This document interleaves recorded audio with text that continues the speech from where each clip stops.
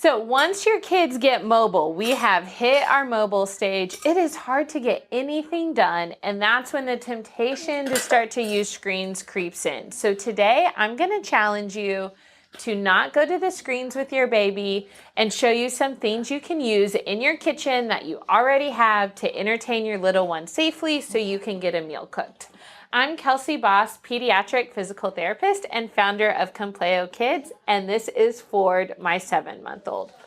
So one of my favorite things to do, I actually have never bought a fancy sensory table for my house, but I have done lots of sensory play in the cookie sheets with the raised rims. So I've put a little bit of water in here and some toys for him to find that he can splash around and play in. So you can create an at-home sensory tray for them to play with. You can see he's having fun with that. Do you find something, buddy?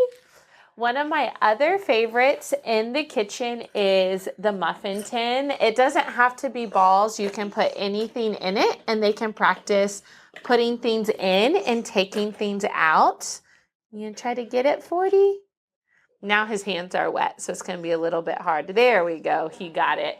So playing with toys and muffin tins. Again, you don't have to go buy new toys. Just grab some of their favorites around home, and presenting it in a new and different way is going to make it novel and interesting to them, so that'll keep their attention. We also have the good old standard making drums out of pots and pans. I'm sure everyone has done this as a little kid. He was pretty interested in it a second ago. Now that we have found the other options, we'll see if he wants to do it.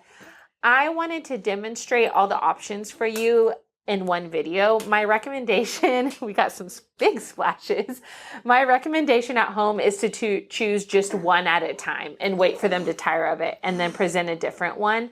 Kids do play longer if they have less options, and it spurs their imagination and creativity because they have to find different ways to keep playing with it instead of moving quickly from one until the other. If you choose the water, be ready to clean up. He's splashing a lot harder than my 5-year-old. When my 5-year-old was this age, we did not get the water smash that we just got. So let's see if he will play some drums for us. You want to play? Bang, bang, bang. Oh, good job. Can you do it again?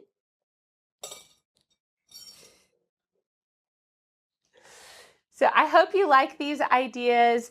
Grab things in the kitchen. The options are endless. Stacking cups with measuring cups.